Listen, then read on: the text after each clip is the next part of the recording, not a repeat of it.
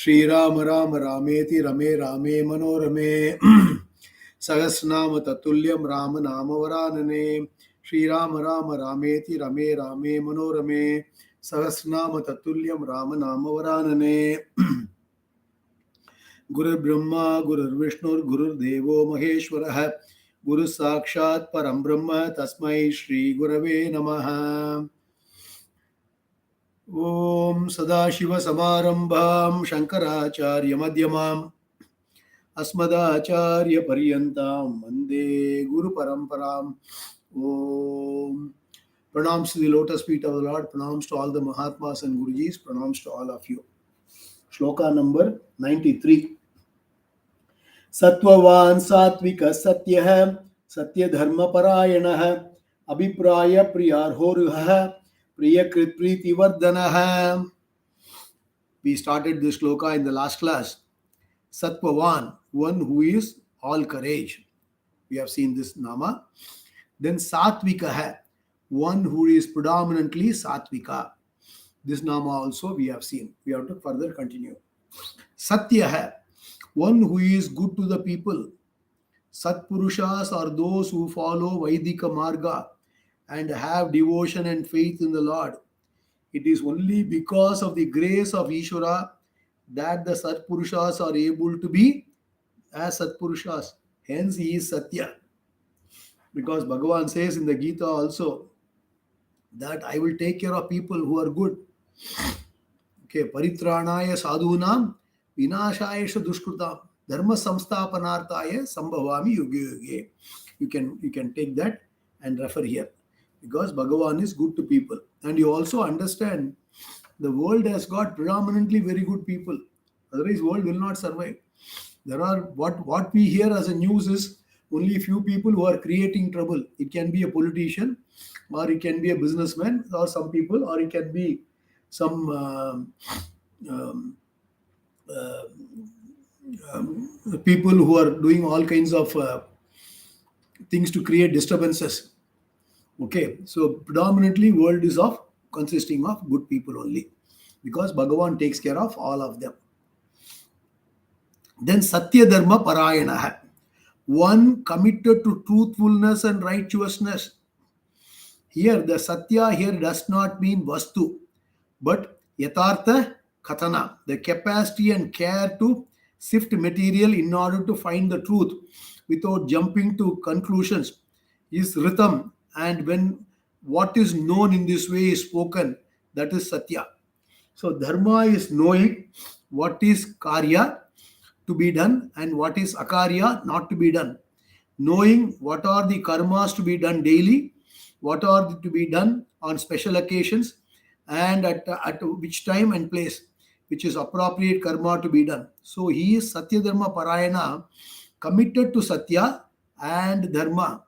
Here Satya refers to the truthfulness. Okay, and Dharma. And his avatars, in his avatars as Sri Rama and Sri Krishna, he shows himself to be so. So we invoke the Lord as Satya Dharma Parayana because we want to be Satya Dharma Parayana. Parayana means committed to the value of Satya, speaking the truth, living a life of Dharma. Our daily prayer should be that our mind will be impelled to make right decisions and do the appropriate right actions. Everyone is what he is because of his decisions only. You have to understand this. Everyone is because of the decisions. Why? Because the decisions will, what you decide, then accordingly you act. That will generate punyam and papa. That's what is taking your destiny. So there are many situations which are unfolded over which one has no control. Unknown factors are many, and these are called the hidden variables. So one has no control over all these things. So prayer is required to help us face situations properly and also to make the right decisions. So the Lord is invoked as the one who burns our confusions and ignorance.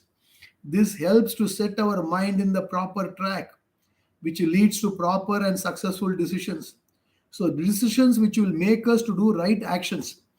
Finally, we need to pray that in any situation, We should have His grace to understand what is truth and what is not true. And we have to speak to help us speak the truth.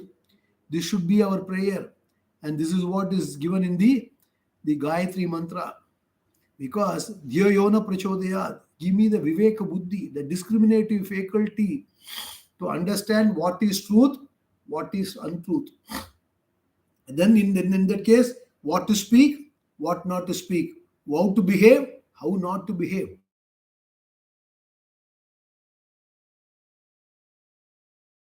For which we are seeking the Lord help every day by doing chanting the Gayatri Japa. So Satya Dharma Parayana. Then Abhipraya.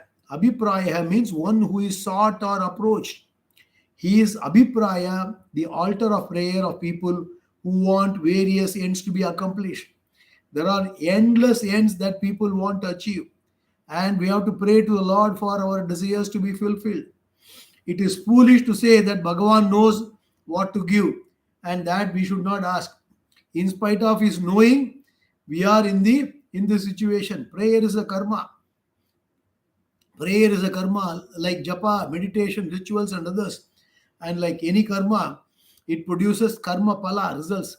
It can be both drishta pala and adrishta pala. So, since we approach the Lord for the fulfillment of our desires, He is called Abhipraya. He is the altar of our asking, and He has to be invoked properly.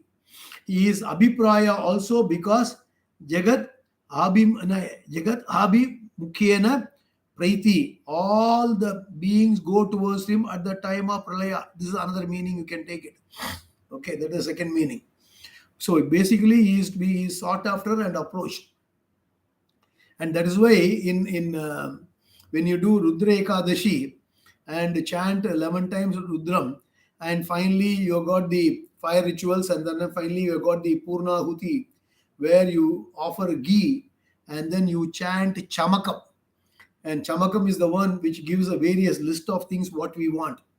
And in the Chamakam, it is not only material things we ask for moksha also as part of Chamakam prayer. In fact, we have given the meaning of each nama of the Chamakam in one of our earlier talks also. So, we do not know, if you do not know what to ask, Bhagavan says you ask all these things. He gives you a complete list of things. Okay, that is also there. So, you must be very specific what you want.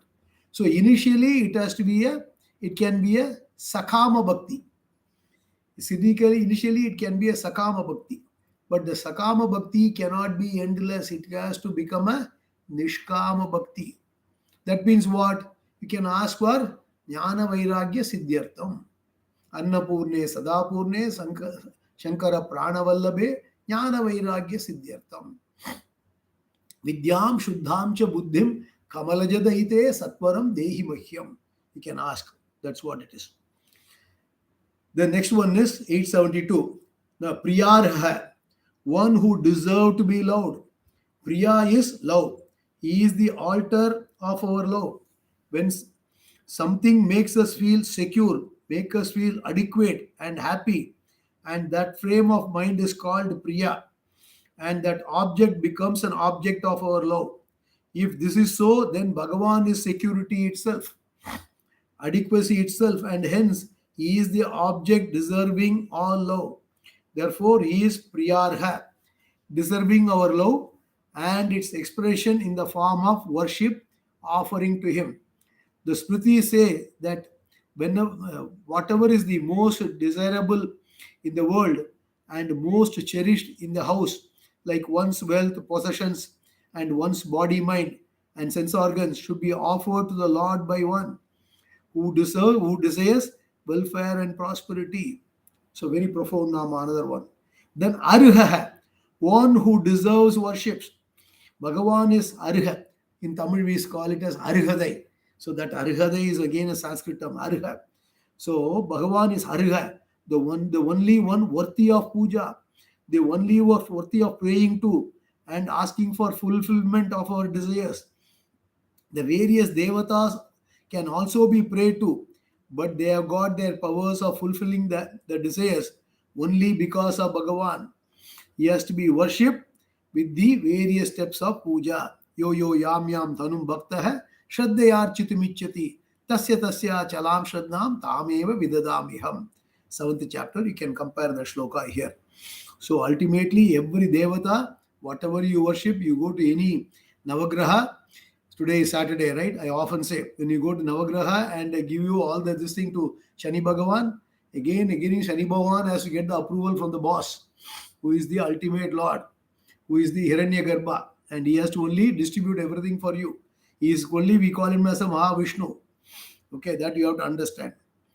Next one is Priyakrit, one who does pleasant things. Not only is Bhagavan worthy of our love, but he is Priyakrit too.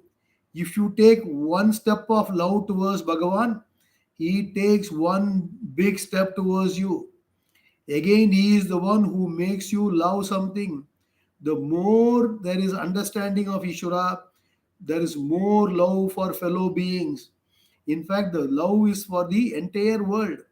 The heart opens up because what is there is only Ishvara. It's very, very important because, as I repeatedly say, one of the very purpose of Vishnu Sahasranaamam chanting, knowing, is to seeing the whole universe as Bhagavan. Our mind has to expand, and everything is Bhagavan only. Everything, whatever we see, everything is Bhagavan. So we must have that. With the expanded mind, what happens? We love everything. We love every being, not only human being, every being. We have got respect for, all the animals, all the beings, all the environmental ecology, everything is life. Everything is Bhagavan. So we don't differentiate, and we should respect everything in the universe. So Priyakrit, one who does pleasant things. Then Preeti Vardhana, one who increases the love. Not only does he make you love, but makes the love that you have got grow into limitless love by the worship of the Lord. He is the Preeti Vardhana. Because more and more you connect with the Lord, more and more, you put it this way, more and more you have got the understanding that everything is Bhagavan, then your love naturally will intensify. Because everything is Bhagavan. And I want to connect with Bhagavan. My relationship with this world is, with these people surrounding, are all very temporary. So I need to connect with Bhagavan all the time. So I think of Bhagavan all the time. So he increases our love. He increases our love. That's why you say, take Alvargal, Nayanmargal, take the Mirabai, take all the saints of Maharashtra. So many bhaktas are there. Tiruvalluvar says, in this land, or Bharata Desha, there are so many bhaktas have been there. You cannot count them in numbers. That's what Tiruvalluvar says in Tirukural. So many people have had intensive love. They come from all the walks of life. You can be a Brahmana, you can be a Kshatriya, you can be a Vaishya, you can be anything. Everybody from various things. You can be a cobbler, you can be a weaver, you can be a king, but everybody has achieved it. So we have to connect with the Lord all the time. Connection with the Lord is permanent line. I call it a solid line. Connection with the world is temporary dotted line. You connect the world means when you look at the world as God, then it is a solid line. But normally we don't look at the world as solid line. We look at the world as mine. No, the world is Bhagavan. So respect everything, every being. Very, very important. So Preeti Vardhana. With this, we have completed shloka number 93. We go to shloka number 94.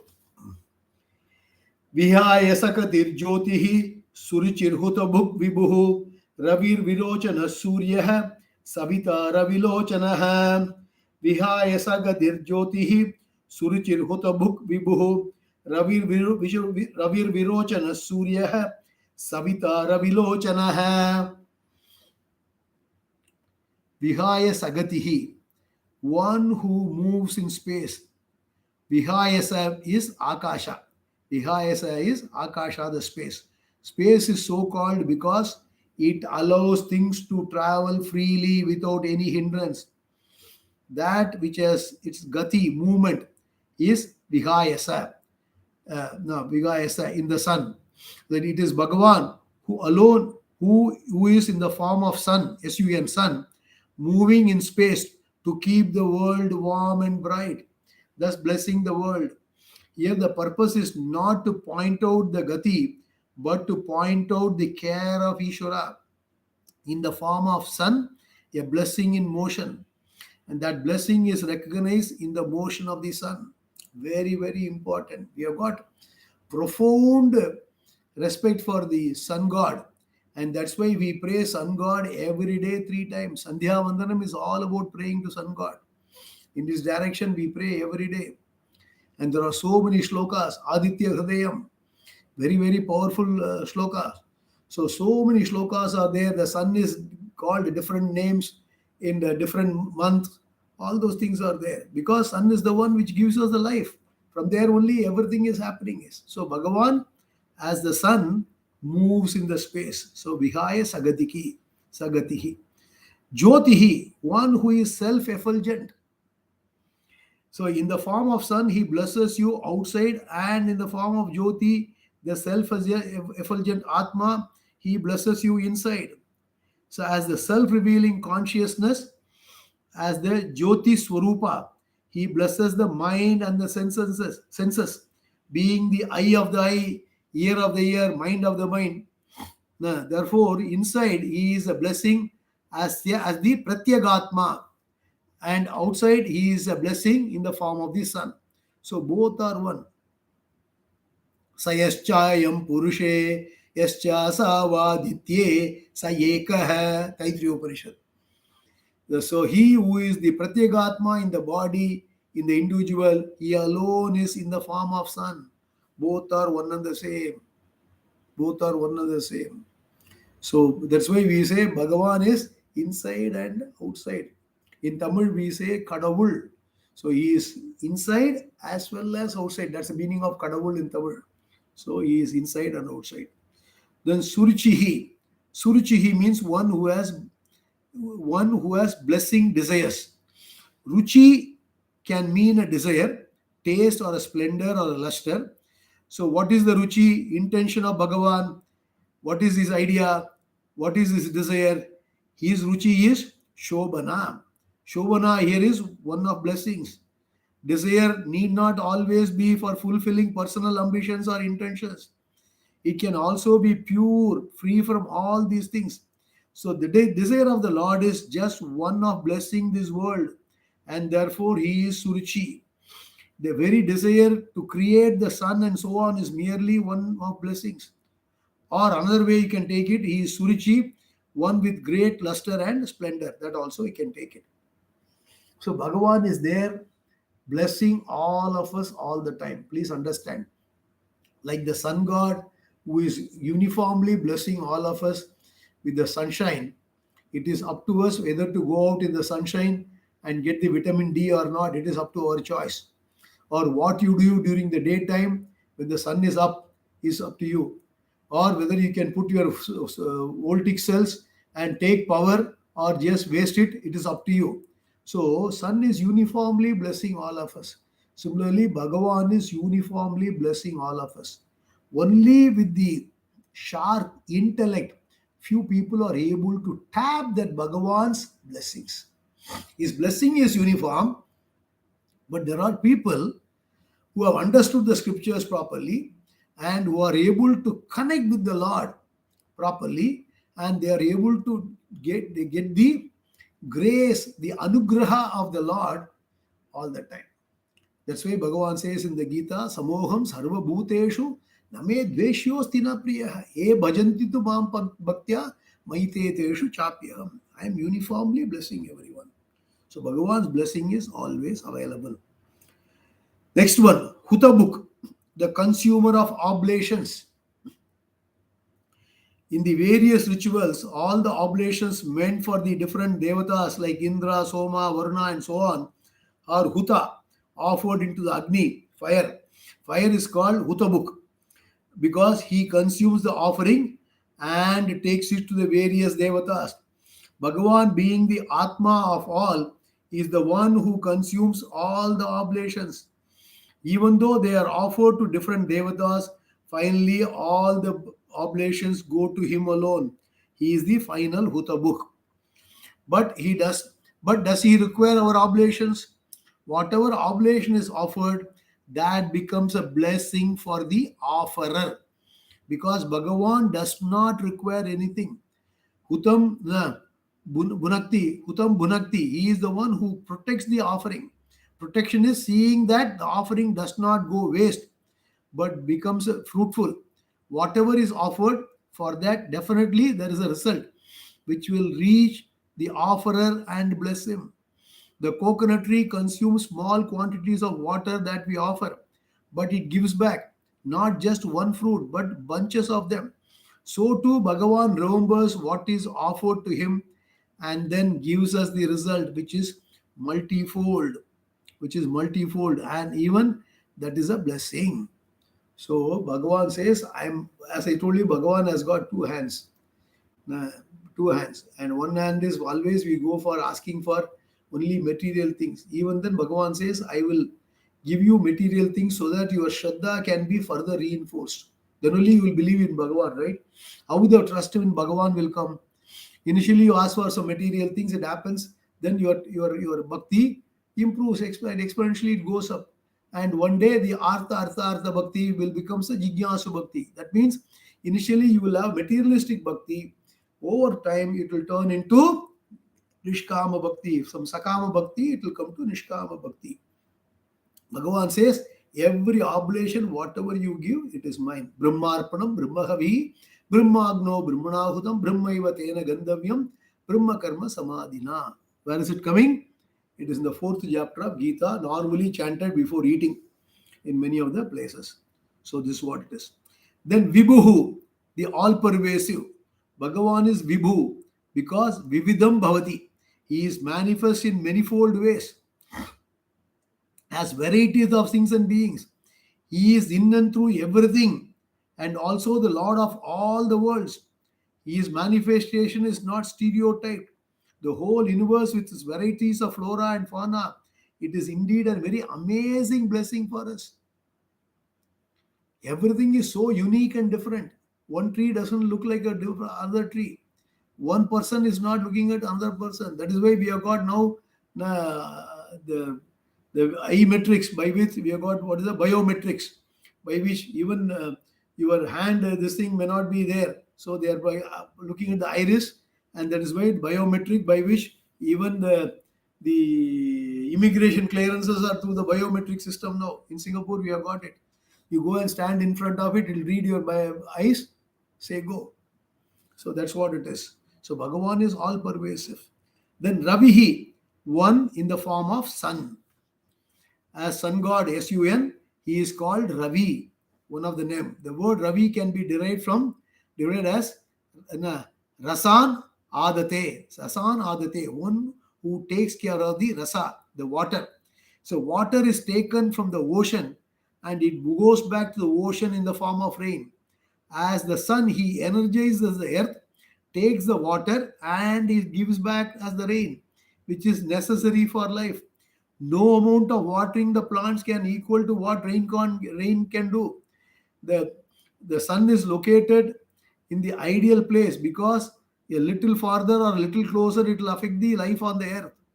See what he does as Ravihi, Bhagavan boils the entire, not entire ocean, boils a lot of water from the ocean, converts it into the cloud, and through the Vayu pushes it into the field, in the earth, landmass, and then gives us rain. Can we boil the ocean? How much of energy is required? Bhagavan freely does it for us. He does it everything. So he is, because why? Because he likes all of us. Rasan adate. Because one who takes the rasa, the water. So that's from there the word comes Ravi. Then Virochanaha, one who shines in many forms. He is Virochana because he shines in various ways. Not only does he shine in the form of sun, but also in the form of the moon, and also in the form of various other luminaries like stars, fire, and so on. The cool rays of the moonlight are also important for the nourishment of the plants. We see it in the 15th chapter of the Gita, where it says, Gama Vishasya Bhutani Dharayamya Ushada Pushnami Shauchati Sarvaha Somo Bhutva Rasatmagha. This moonlight is very important. I like a sunlight, even though moonlight is only the reflection of the sun, the moonlight has got a unique property.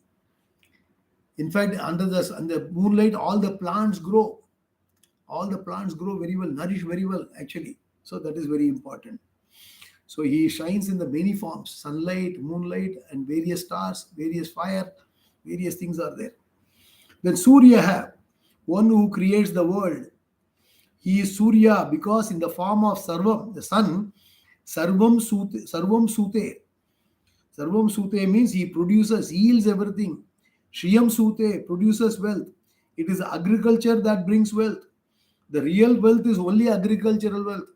Today we have gone more and more from all the tangible things to intangible things and then say these are all the wealth. No. The real tangible wealth is what is the wealth? It is the agriculture. It is the produce. That is what we can have.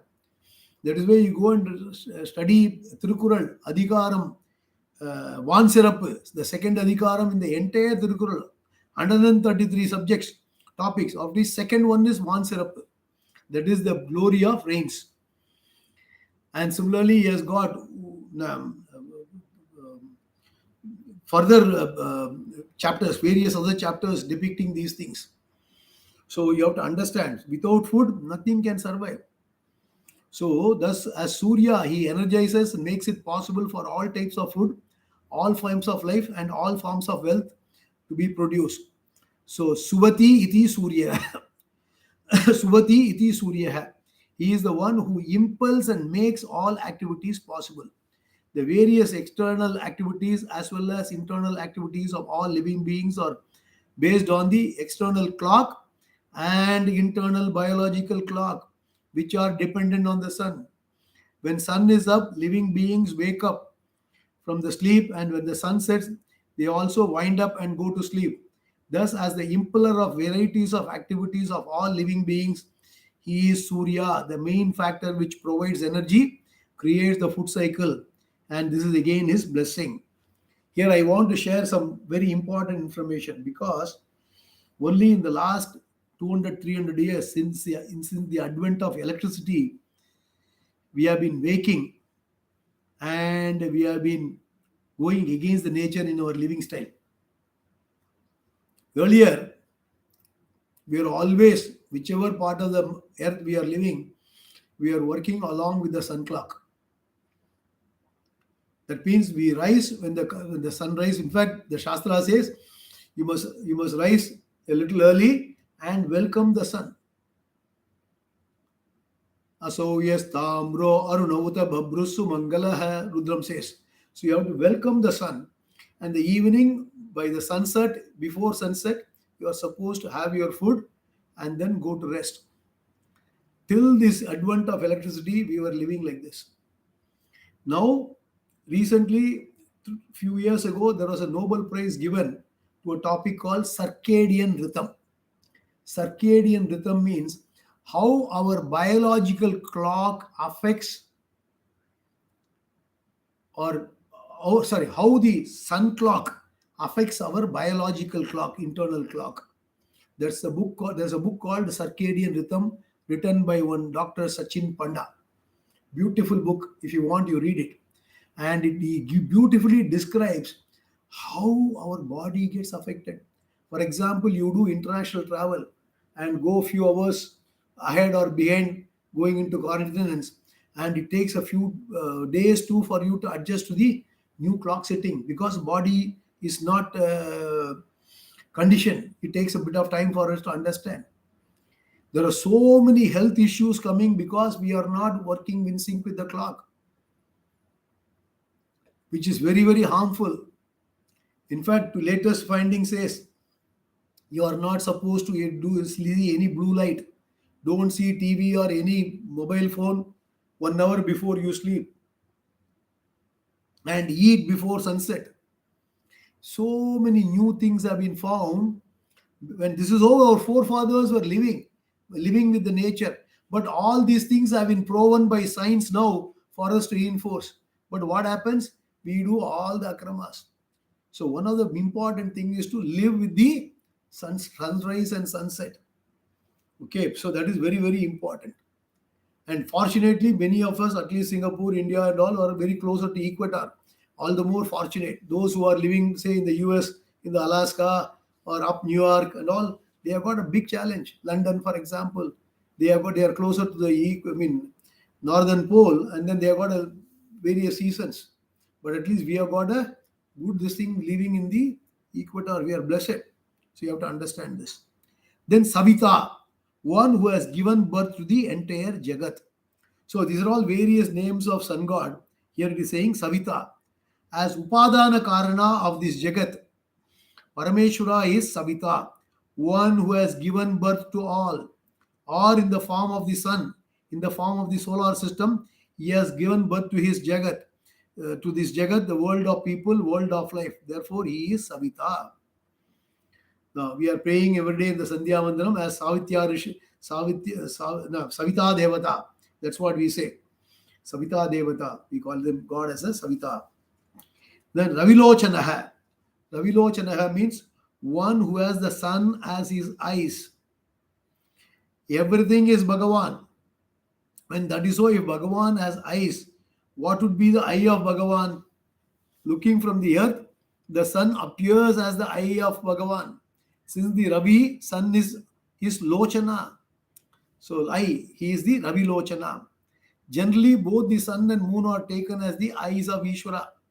The Upanishad very clearly put it. Mundaka Upanishad says, Agnir Murda Chakshushi Chandra Surya. And fire is his head, and then sun and moon are his eyes. Mundaka Upanishad says. Alternately, it can also be looked in another way. The body is made up of food, and this food is nothing but our ancestors who have gone into the earth. Thus, one who eats the food now become later the eaten. Body is the food because it is born of food and goes back to become the food. Food is only recycled product. So too, water is taken back and recycled. But Bhagavan, in the form of sun, effortlessly distills any amount of water. Ravi is the one who takes all the essence back to himself and again gives back the essence to the earth. Forms undergo change, and rasa is the essence of the form. Recycling is the continuous process. Again, energy is recycled in the form of solar energy, hydroelectricity, and so on. Thus, the greatest recyclist is Ishvara. Ravi stands for recycling. Bhagavan, as the one who focuses on the recycling, is Ravi Lochana. Beautiful Nama again. Especially today, we are talking about ecological preservation. Okay, reuse, recycle, all those things we are trying to do. So one of the important thing we have to understand from this Nama, very important takeaway, because reading the Nama is fine, but what is the takeaway for us? We must try to recycle, reuse things as much as possible. Don't throw things just like this and keep on buying. That is Maha Akrama, that is Papam. Excessive consumption is Papam, and excessive materialistic thing by which just because I have got the money, I either buy the food, waste it and throw away is not correct, or other materialistic things like clothes, shoes, jewelry, whatever it is. Anything you take it, you must try to use it and recycle it. For example, today you go to supermarket, you get a lot of products which comes in various attractive containers. No point in throwing them away. You recycle them. Use them in their kitchen. And after some time, you can throw it. So everything has to be recycled. Bhagavan is the one who is the foremost recyclist. That's what it illustrates. And so if you want to sync with Bhagavan and in line with Bhagavan's thought and then his actions, we must also be encouraging recycling. That means you must first use them or reuse them and recycle them. Very, very important thing from the environmental standpoint also. Go to Nama number 95. Ananta Huda Bhukbhokta Sukhado Naikado Grajah Anirvinna Sadavarshi Lokadishthanamadbhutah Anantahuda Bhukbhokta Sukadho Naikadho Grajah Anirvinna Sadavarshi Lokadishthanamadbhutah. Anantaha. Anantaha means limitless. He is Ananta, limitless in terms of his Swarupa as Brahman. If Brahman were limited by the time, it would imply that it was not there before and it would not be there later. While it is there also, it would not be the same in the same form and it would keep on changing. Thus, it would be Anitya. Ishvara does not have such a limitation of time because he is Nitya. Again, being the very cause of space, he is Sarvagata, all pervasive, and located spatially. In fact, he is not located in time and space, but time and space are in him, the limitless consciousness. Further, the object wise limitation is also not there. Every object is Brahman, but Brahman is not in any particular object, and therefore the absence of limitations by any object contributes to the limitlessness of Ishvara. So the time, space, and all the objects are like the attributes of limitless consciousness, not being separate from it. In its true nature, it is free from any of these attributes. Hence, Ishvara is Ananta, limitless. Here, the description are all very, very profound Vedantic concept. I don't want to go into the details of it. This much you know, this much is okay. What is this much essential summary of this Nama? Bhagavan is beyond space, time, and object. Even space and time also came much later. Okay, space and time are in him. They are not, Bhagavan is not located in space and time. This much you must understand. He is Ananta. Saitya Upanishad say, Satyam Jnanam Anantam Brahma. Very famous statement in Taittiriya Upanishad. Anantam, limitless. So space-wise, no limitations. Time-wise, no limitations. Object-wise also, no limitations. Very profound concept. It requires a lot of study to understand this. For the time being, understand this much, that is sufficient. Hutabuk, the ultimate receiver of all the offerings. Just now we saw earlier Nama, he is Hutabuk. Again it is repeating here. Earlier he said consumer of oblations, here the ultimate receiver of all the oblations. So here the word Huta refers to the very act of offering. It is Ishvara who protects the rituals done with Shraddha and Bhakti by making up for the omissions and commissions and making it fruitful. He receives the oblations and gives the results. Hence, he is Utabuk, the protector of our offering. That is why we say at the end of ritual, Om Tat Sat Brahmarpanamastu, and request that he make our karma complete in spite of all its inadequacies. Now, you have to understand here the very important point is we cannot perform any karma in perfection. If you take, there are in the Veda Purva Bhaga has got so many rituals. Okay, if you want money, then there is one ritual. If you want children, there is another ritual. Like this, there are plenty of rituals sprinkled all over in the Veda Purva Bhaga, and every ritual has got a protocol by which if you are very particular, you have to follow lots of rules and regulations and procedures if you want the real fruits of it. And it is almost impossible to follow everything in toto. That too in the current world where we are staggered all over the world, it is all the more impossible. But what Bhagavan is asking from us is the Shraddha and Bhakti. The two words you must remember. Shraddha. Shraddha means implicit faith in the Lord, and Vedas, that Bhagavan is the one who is everywhere, who is the one who is giving everything. You must believe in the Veda. Veda is a pramana, sixth instrument of knowledge. That's Shraddha. Bhakti, the implicit devotion with the Lord, connecting with the Lord all the time. That Bhakti. Shraddha and Bhakti are more important. If that is the case, even if your processes are not good, but Bhagavan will accept it and he will bless you. Take the story of Kannappa Nayanar. who gave his eyes and who came with the water in the mouth and with the half-eaten meat, he tried to offer to Shivalinga, Shiva, and Bhagavan protects. And Adi Shankara praises Kannappa Nayanar in the Shivananda Lagari. Please understand this. It's all very profound. So it is not about the perfection of the ritual. You try to be perfect as much as possible. Okay, you must strive yourself the best. But more than that, it is the Shraddha and Bhakti which matters the most. Only with the Shraddha and Bhakti, you can come closer to the Lord. You can understand, you can feel the Lord in yourself. The feeling means what? Bhagavan is everywhere, but you should be able to have that bhava. That bhava is what? Complete surrender to the Lord and complete connection, complete trust. Bhagavan says, Patram pushpam phalam toyam yome bhaktya prayachati tadaham bhakti ubhridam ashnami prayatatmanah. It is a bhakti that I am looking for. It is not what you give. We have seen, right? Krishna comes to Vidra's place, and in the intense conversation, Vidra peels the banana and throws away the banana, gives the peel, and Bhagavan eats it. What does it mean? Bhagavan will take anything what the Bhakta gives you. These are all very profound stories which illustrates very key points. Bhagavan is looking for our bhakti only, nothing else.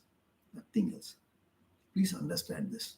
Anyhow, Bhokta, the enjoyer, the protector. We have seen this Nama in 143 and 500 as well. Bhagavan is the one who Bhunakti nourishes the Jagat and keeps the scheme of things going. That is, keeps all life forms going. So he is the one who nourishes all the forms, and hence Bhokta. This is one way of interpretation. Otherwise, another interpretation is because he is Hutabuk, the consumer of oblations. He is the Bhokta. So you can take it as a protector, the first one. The second one is as an enjoyer. He is Bhokta. Even with reference to all those who do not offer prayers, he is the one who is the real Bhokta, the real enjoyer. Without him, there is no Bhoga. When one says, I am a doer, that implies that one is a conscious being. And what he enjoys is achetana, insentient. That consciousness is the conscious being is Parameshwara. The consciousness in the enjoyer is also Parameshwara. So he is the Bhokta. He is the ultimate Bhokta. So one who enjoyer, or you can take it as the protector. Then Sukhadaga. Now Sukhadaha, one who gives Sukha. Now one who gives Sukha. So if he is the Bhokta, the enjoyer, what do we get? When one understands him as the Bhokta in everyone, now one gets Moksha Sukha, which is the ultimate knowledge. Because once you understand Bhagavan is there, as Bhagavan is eating and Bhagavan is only enjoying everything. When you visualize that way, you are already in a state of moksha. So, which is the ultimate knowledge. So, Rasovai Sahaha. Rasovai Sahaha. He is Ananda Rasa. Rasam Hevam Ladvanandi Bhavati. Taittiriya Upanishad. Rasovai Saha. Rasakhevayam Ladvanandi Bhavati. Therefore, by knowing, gaining this Brahman, one becomes happy. For those who gains this knowledge, he is Sukhadha, a giver of Sukha in the form of Moksha. Then another way of looking at it is, what about those who do not have this knowledge? Whatever Sukha they get, that is also from the Ishvara only. If Bhagavan gives Sukha, then who gives the Dukkha? Is there a devil? No. That Dukkha is also from him, in the sense that when one goes against Dharma, there is Papa, and that gives unpleasant situations. As he alone is the Karma Pala Dhata. Karma Pala Dhata means one who distributes the Karma Palam. He is the one who cuts away the happiness, Sukham Dhyati. That means becomes Asukadha. So if one is a Viveki, even the unpleasant situations can be taken cheerfully. If one is an Aviveki, then there is a Dukkha.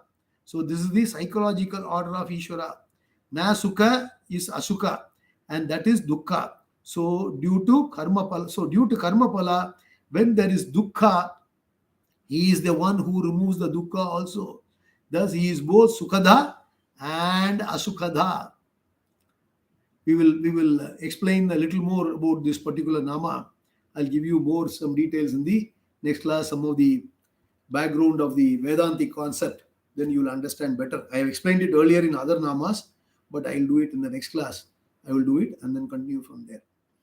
Om Purnamadah Purnamidam Purnat Purnamudachyate Purnasya Purnamadaya Purnameva Vasishyate. Om Shanti Shanti Shanti. Loka Samasta Sukino Bhavantu. Loka Samasta Sukino Bhavantu. Loka Samasta Sukino Bhavantu. Swasti Prajabhya Paripalayantam Nyayena Margena Magi Magishaha. Gobrahmanebhyo Shubhamas Nityam Loka Samastat Sukino Bhavantu. Shri Gurubhyo Namaha. Krishnarpanamastu.